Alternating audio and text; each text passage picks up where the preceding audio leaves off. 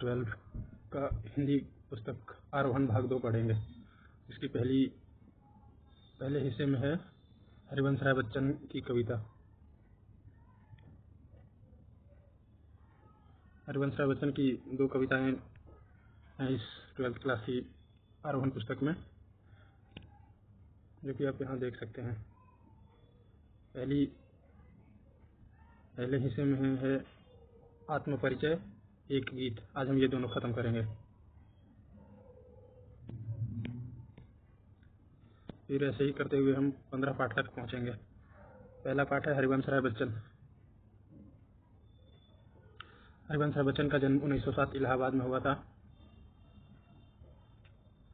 1907 इलाहाबाद में। इनकी प्रमुख रचनाएं हैं मधुशाला, जो कि 1905 में, मधुबाला 1938 में, मधु कलश 1938 में, निशा निमंत्रण, एकांक संगीत, आकुल अंतर, मिलनयामिनी, सतरंगिनी, आरती, अंगारे, नए पुराने झरोखे, टूटी फूटी कड़ियाँ, ये काव्य संग्रह टूटी फूटी कड़ियाँ, क्या भूलूं क्या याद करूं, नीड़ का निर्माण फिर, बसेरे से दूर, ये इनकी रचनाएं हैं, प्रमुख रचनाएं। हरिवंश राय बच्चन का निधन 2003 में मुंबई में हुआ था। 1942 से 1952 तक इलाहाबाद विश्वविद्यालय में प्रोफेसर के रूप में कार्य किया इनने। फिर उसके बाद आकाशवाणी के साहित्य कार्यक्रम से संबंध, फिर विदेश मंत्रालय में हिंदी विशेषज्ञ रहे। दोनों महायुद्धों के बीच मध्य वर्ग के विक्षुब्ध विकल मन को बच्चन ने वाणी का वरदान दिया, यानी कि दोनों विश्व युद्ध के समय ये हिंदी विभाग में ही काम करते रहे। उन्होंने छायावाद की लाक्षणिक वक्रता के बजाय सीधी सादी जीवन भाषा, संवेदनशील गैर शैली में अपनी बात कही। ये सब आप अपनी पुस्तक में भी पढ़ सकते हैं, जो कि इतना इम्पोर्टेंट नहीं है। तो हम अपने विषय जो कि इस NCERT में पढ़ेंगे वह है यह उनकी कविता जो लगी हुई है इसमें, आत्मपरिचय और निशा निमंत्रण। इन दोनों को हम अभी देखेंगे। आत्म का परिचय। आत्म का परिचय में हम पहले इन 4 पंक्तियों को देखेंगे। फिर उसके बाद इन 4 को, और ऐसे ही हम धीरे धीरे नीचे की ओर बढ़ते जाएंगे। आत्म परिचय में पहली पंक्ति कहते हैं हरिवंश राय बच्चन जी, मैं जग जीवन का भार लिए फिरता हूँ, फिर भी जीवन में प्यार लिए फिरता हूँ। कर दिया किसी ने झंकृत जिनको छूकर, मैं संसार के 2 तार लिए फिरता हूँ। इसका भावार्थ यह है कि कवि कहते हैं कि उनके ऊपर सारांशिक जीवन और उनकी जिम्मेदारियों का भारी बोझ है, फिर भी उनके दिल में सभी के लिए केवल प्रेम ही प्रेम है। उनके दिल के तारों को किसी प्रिय व्यक्ति ने छूकर झंकृत कर दिया है, और वे उसी प्रेममयी यादों और सांसों के सहारे ही इस जीवन को जी रहे हैं। इस पंक्ति में उनका अर्थ है। अब अगली पंक्ति।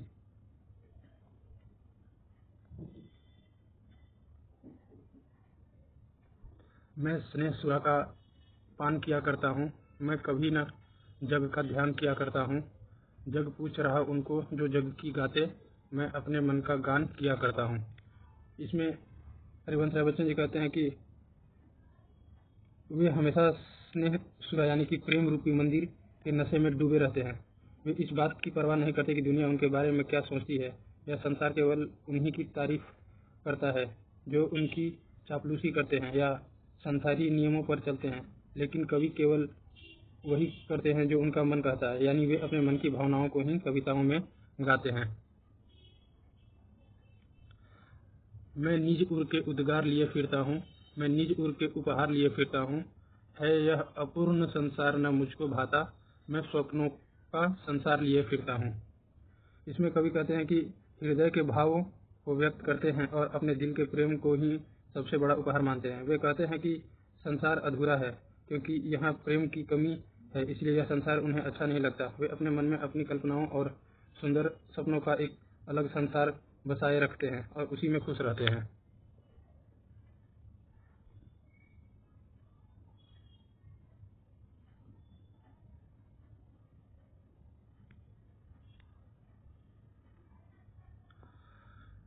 मैं जला हृदय में अग्नि दया करता हूँ, सुख दुख दोनों में मग्न रहा करता हूँ। जग भव सागर तरने को नाव बनाए, मैं भव मौजों पर मस्त बहा करता हूँ।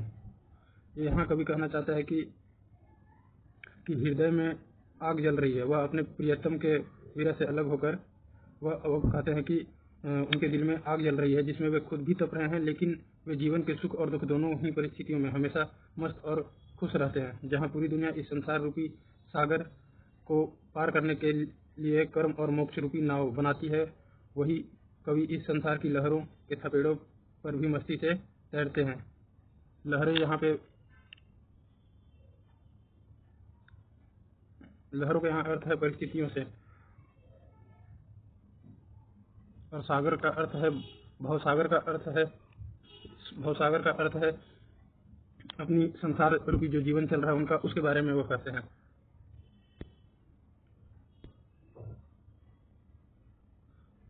मैं यौवन का उन्माद लिए फिरता हूँ, उन्मादों में अवसाद लिए फिरता हूँ, जो मुझको बाहर हंसा रुलाती, भीतर मैं हाय किसी की याद लिए फिरता हूँ। यहाँ पे हरिवंश राय बच्चन जी का अर्थ है कि जीवनी का जो जोश और पागलपन, उन्माद जो भरा है, लेकिन इस जोश के बीच भी एक गहरा दुख और निराशा छुपी हुई है। उनके दिल में किसी प्रिय व्यक्ति की ऐसी याद बसी है जो उन्हें दुनिया के सामने तो बाहर से हंसाती है, लेकिन अंदर ही अंदर दिल रोता रहता है।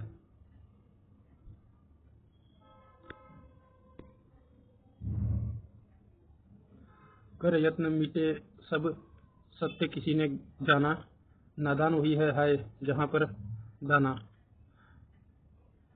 फिर मूढ़ न क्या जग जो इस पर भी सीखे, मैं सीख रहा हूँ सीखा ज्ञान भुलाना। यहाँ पे इस पंक्ति का अर्थ है कि इस संसार में बड़े बड़े लोग सत्य को जानने की कोशिश करके थक गए और मिट गए, पर कोई भी परम सत्य को नहीं जान पाया। जहाँ समझदार और ज्ञानी लोग रहते हैं, वहीं नादान लोग भी रहते हैं, जो मोह माया के जाल में फंसे रहते हैं। कवि कहते हैं कि जो संसार इतनी ठोकरें खाने के बाद भी स्वार्थ को नहीं छोड़ता, क्या वह मूर्ख नहीं है? इसलिए कवि अब तक सीखे हुए सांसारिक और किताबी ज्ञान को भुलाकर अपने मन की आवाज़ सुनना सीख रहे हैं। मैं और जग और कहाँ का नाता, मैं बना कितने जग रोग मिटाता। जग जिस पृथ्वी पर जोड़ा करता वैभव, प्रेम प्रति पग से उस पृथ्वी को ठुकराता। इस पंक्ति का अर्थ है कि मेरी सोच अलग है और इस संसार की सोच बिल्कुल अलग है, इसलिए मेरा और इस दुनिया का कोई मेल नहीं है। मैं अपनी कल्पना में हर रोज न जाने कितने नए संसार बनाता हूँ और खुद ही मिटा देता हूँ। यह दुनिया जिस धरती पर धन दौलत और सुख वैभव इकट्ठा करने से जुटी रहती है, मैं अपने हर कदम से उस धन दौलत से भरी धरती को ठुकराता हूँ। इस पंक्ति में कठिन शब्दों का बहुत ज़्यादा प्रयोग नहीं हुआ है। वैभव का अर्थ है धन संपत्ति से। यहाँ पर यह पंक्ति मतलब ये जो पूरी कविता है ये सरल शब्दों में दी हुई है, उतना कोई कठिन शब्द नहीं है इसमें। मैं निज रोदन में राग लिए फिरता हूँ, शीतल वाणी में आग लिए फिरता हूँ, हो जिस पर भूपों के प्रासाद निछावर, मैं वह खंडहर का भाग लिए फिरता हूँ। इस पंक्ति का अर्थ है कि यह जीवन विरोधाभासों से भरा हुआ है। वह कहते हैं कि मेरे रोने में भी एक प्रेम का संगीत छुपा है, और मेरी आवाज़ भले ही कोमल और शीतल है, पर उसमें विचारों की क्रांति की आग भरी है। कवि का दिल भले ही विरह के कारण खंडहर जैसा हो गया है, लेकिन वह खंडहर इतना कीमती है कि उस पर राजा महाराजाओं के बड़े बड़े महल भी न्यौछावर किए जा सकते हैं। इस पंक्ति में कवि अपने दुखों से इतना ज़्यादा प्रेम करने लगा है कि वह इस दुख के साथ ही जीना चाहता है। वह इस दुख को किसी और के साथ मतलब बांटना नहीं चाहता है।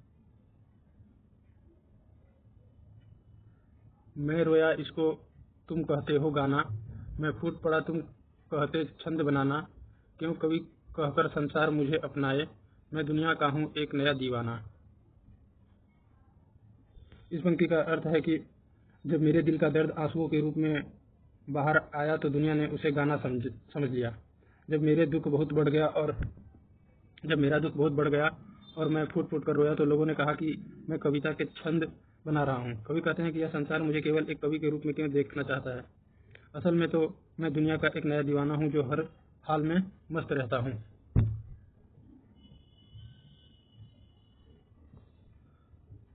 मैं दीवानों का वेश लिए फिरता हूँ, मैं मदमाता निशेष लिए फिरता हूँ, जिसको सुनकर जग झूम झुके लहराए, मैं मस्ती का संदेश लिए फिरता हूँ। इस कविता का यह आखिरी पंक्ति है मेरे ख्याल से, शायद हाँ, जो वाक्यांश का 10वां ये 10वां वाक्यांश है इस रचना का। कवि कहते हैं कि वे इस संसार में दीवानों की तरह घूमते हैं, उनके भीतर जो प्रेम की मस्ती बची है वे उसे पूरी तरह समेट कर चलते हैं। उनकी कविताओं में एक ऐसा संदेश है जिसे सुनकर पूरी दुनिया झूम उठती है, प्रेम के आगे झुक जाती है और आनंद से लहराने लगती है। वे पूरी दुनिया को इसी प्रेम और मस्ती का संदेश देना चाहते हैं। हरिवंश राय बच्चन की ये दूसरी कविता जो इस पाठ के साथ लगी हुई है वो हम देखेंगे, एक गीत। दिन जल्दी जल्दी ढलता है,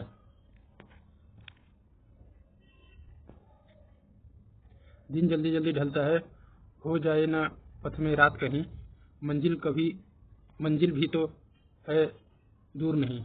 यह सोच थका दिन का पंछी भी जल्दी जल्दी चलता है, दिन जल्दी जल्दी ढलता है।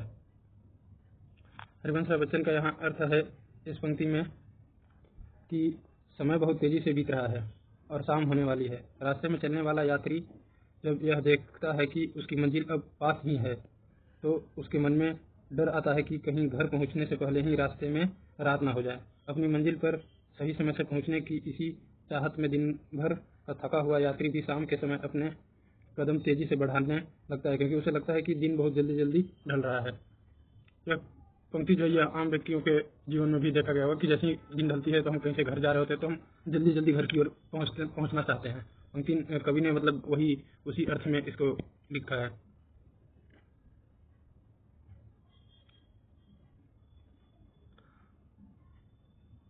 बच्चे प्रत्याशा में होंगे, नीड़ों में झांक रहे होंगे, यह ध्यान परों में चिड़ियों के भरता कितनी चंचलता है, दिन जल्दी जल्दी ढलता है। इस अंश में कवि ने चिड़िया के माध्यम से वात्सल्य को दर्शाया है। वात्सल्य मतलब माता पिता के प्रेम को दर्शाया है। शाम के समय जब चिड़िया अपने घोंसले की ओर लौट रही होती है तो उसे अचानक याद आता है कि उसके बच्चे इस आस में बैठे होंगे कि उसकी माँ उसके लिए दाना लेकर आएगी। बच्चे घोंसलों से मुंह बाहर निकाल कर उसका रास्ता देख रहे होंगे। जैसे ही चिड़िया को अपने बच्चों का ध्यान आता है, उसके पंखों में गजब की फुर्ती और चंचलता आ जाती है और वह अपने घोंसले की तरफ तेजी से उड़ने लगती है। मुझे मिलने को कौन विकल, मैं होऊं किसके हित चंचल, यह प्रश्न शिथिल करता पद को, भरता उर में विहलता है, दिन जल्दी जल्दी ढलता है। यह बहुत छोटी सी ये कविता है, इसमें कोई बहुत ज़्यादा नहीं है, बस ये लास्ट ये ख़त्म होने को है। इसमें लेखक कहता है कि जीवन में दर्द को बयां किया इसमें लेखक ने। कभी खुद से पूछते हैं कि इस दुनिया में मेरा तो कोई अपना है ही नहीं, फिर मुझसे मिलने के लिए कौन व्याकुल हो रहा है। व्याकुल यानी कौन चाहता है मुझसे मिलना। मैं किसके लिए इतनी तेजी से अपने घर भागूं या जाऊं। जब कवि के मन में यह सवाल आता है कि घर पर उनका इंतजार करने वाला कोई नहीं है तो उनके कदम अपने आप धीमे पड़ जाते हैं और उनका हृदय एक गहरी उदासी और बेचैनी से भर जाता है। अंत में कवि फिर याद दिलाते हैं कि इस अकेलेपन के बावजूद समय अपनी गति से निरंतर भाग रहा है और दिन जल्दी जल्दी ढल रहा है। हरिवंश राय बच्चन की यह दोनों कविताओं का अर्थ समझा दिया है मैंने।